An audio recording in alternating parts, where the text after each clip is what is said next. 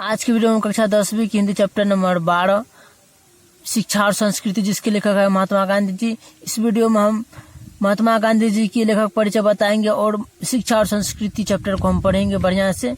और हम स्टार्ट करते हैं चैप्टर।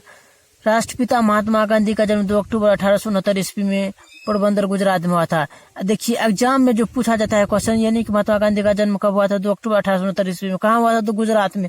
ये क्वेश्चन पूछा गया है, तो आप लोग इसको याद कर लीजिए। यानी कि इसको राष्ट्रपिता भी कहते हैं महात्मा गांधी जी को। उनके पिता का नाम करमचंद गांधी और माता का नाम पुतलीबाई था। यानी कि एग्जाम में ये प्रश्न बन सकता है, उसकी महात्मा गांधी जी की माता जी का क्या नाम था? पुतलीबाई। पिताजी का नाम क्या था? करमचंद गांधी। तो ये क्वेश्चन बन सकता है एग्जाम में, तो इसको बढ़िया से याद कर लीजिए। उनकी प्रारंभिक शिक्षा पोरबंदर और उसके आसपास हुई। 4 दिसंबर 1888 ईस्वी में वे वकालत की पढ़ाई के लिए यूनिवर्सिटी कॉलेज यूनिवर्सिटी लंदन गए। 1883 ईस्वी में कम उम्र में ही उनका विवाह कस्तूरबा से हुआ।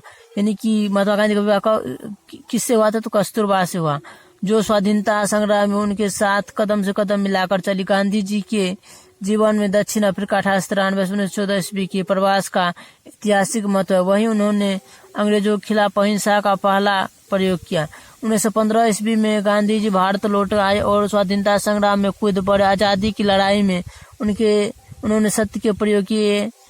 अहिंसा और सत्याग्रह उनका सबसे बड़ा हथियार था। उन्होंने स्वराज की मांग की, अछूतोद्वार का काम किया, सर्वोदय का कार्यक्रम चलाया, स्वदेशी का नारा दिया, समाज में व्याप्त उच्च नीच, जाति धर्म के विभेद भाव को मिटाने की कोशिश की और अंततः अंग्रेजों की गुलामी से भारत को आजादी दिलाई।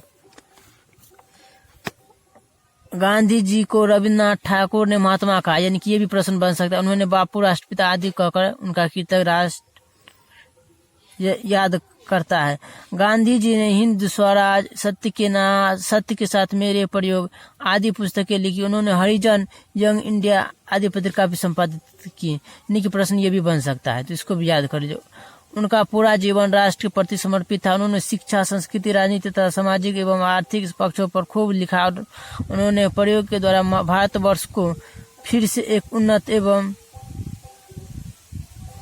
गौरवशील राष्ट्र बनाने की कोशिश की। 30 जनवरी 1948 ईस्वी में नई दिल्ली में एक सिरफिरे ने उनकी हत्या कर दी। ये भी प्रश्न बन सकता है। मृत्यु यानी कि हत्या हुआ तो 30 जनवरी 1948 ईस्वी में नई दिल्ली में एक सिरफिरे ने उनकी हत्या कर दी। गांधी जी, ये भी प्रश्न बन सकता है। तो गांधी जी का स्मृति में पूरा राष्ट्र 2 अक्टूबर को उनकी जयंती मनाता है।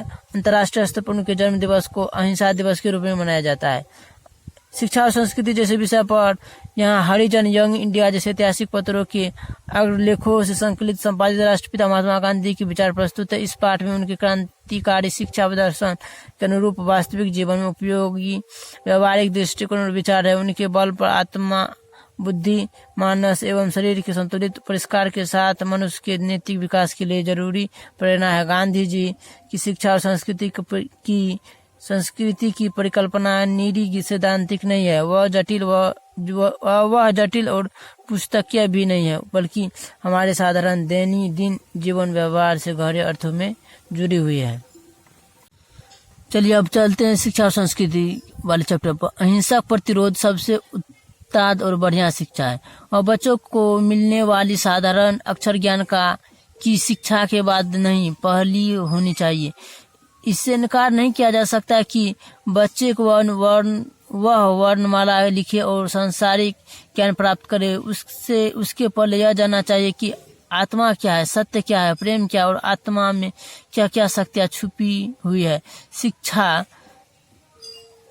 की जरूरी अंग यह होना चाहिए कि बालक जीवन संग्राम में प्रेम से घृणा को, सत्य से असत्य को और कष्ट सहन से हिंसा को आसानी के साथ जीतना सीखे। इस सत्य का बल अनुभव करने के कारण ही मैंने सत्याग्रह संग्राम की उत्तरार्ध में पहले टोस्टर फार्म में और बाद में फिनिक्स आश्रम में बच्चों को इसी ढंग की तालीम देने की भरसक कोशिश की थी। मेरी राय में बुद्धि की सच्ची शिक्षा शरीर की स्थूल इंद्रियों अर्थात हाथ, पैर, आँख, कान, नाक वगैरह की ठीक उपयोग और तालीम के द्वारा ही हो सकती है। दूसरे शब्दों में बच्चे द्वारा इंद्रियों का बुद्धिपूर्वक उपयोग उसकी बुद्धि के विकास का जल्द से जल्द और उत्तम तरीका है, परंतु शरीर और मस्तिष्क के विकास के साथ आत्मा की जागृति भी उतनी ही नहीं होगी, तो केवल बुद्धि का विकास घटिया और एकांगी वस्तु ही साबित होगा। आध्यात्मिक शिक्षा से मेरा मतलब हृदय की शिक्षा है, इसलिए मस्तिष्क का ठीक और सर्वांगीण विकास तभी हो सकता है जब साथ साथ बच्चे की शारीरिक और आध्यात्मिक शक्तियों की भी शिक्षा होती रहे। ये सब बातें अविभाज्य है, इसलिए इस सिद्धांत के अनुसार यह मान लेना कुतर्क होगा कि उनका विकास अलग अलग या एक दूसरे से स्वतंत्र रूप में किया जा सकता है। शिक्षा से मेरा अभिप्राय यह है कि बच्चे और मनुष्य का शरीर, बुद्धि और आत्मा के सभी उत्तम गुणों को प्रकट किया जाए। पढ़ना लिखना शिक्षा का अंत तो है ही नहीं, वह आदि भी नहीं है। वह पुरुष और स्त्री को शिक्षा देने के साधनों में केवल एक साधन है। साक्षरता स्वयं कोई शिक्षा नहीं, इसलिए तो मैं इस बच्चे की शिक्षा का प्रारंभ इस तरह करूँगा कि उसे कोई उपयोगी दस्तकारी सिखाई जाए और जिस क्षण से वह अपनी तालीम शुरू करे उसी क्षण उसे उत्पादन का काम करने योग्य बना दिया जाए। मेरे मतानुसार इस प्रकार की शिक्षा पद्धति में मस्तिष्क और आत्मा का उच्चतम विकास संभव है। इतनी ही बात है कि आजकल की तरफ प्रत्येक दस्तकारी केवल यांत्रिक ढंग से न सिखाकर वैज्ञानिक ढंग से सिखानी पड़ेगी, अर्थात बच्चे को प्रत्येक प्रक्रिया का कारण जानना चाहिए। मैं चाहता हूं कि सारी शिक्षा किसी दस्तकारी या उद्योगों के द्वारा ही दी जाए। आपको यह ध्यान में रखना चाहिए कि प्राथमिक शिक्षा में सफाई, तंदुरुस्ती, भोजन शास्त्र, अपना काम आप करने और घर पर माता पिता को मदद कर देने वगैरह के मूल सिद्धांत शामिल हों। आज की वीडियो में हम इतना ही। इसका हम लेक्चर 2 लेकर के आ रहे हैं अगले वीडियो में। हमारा वीडियो अच्छा लगा तो हमारे चैनल को सब्सक्राइब जरूर करें।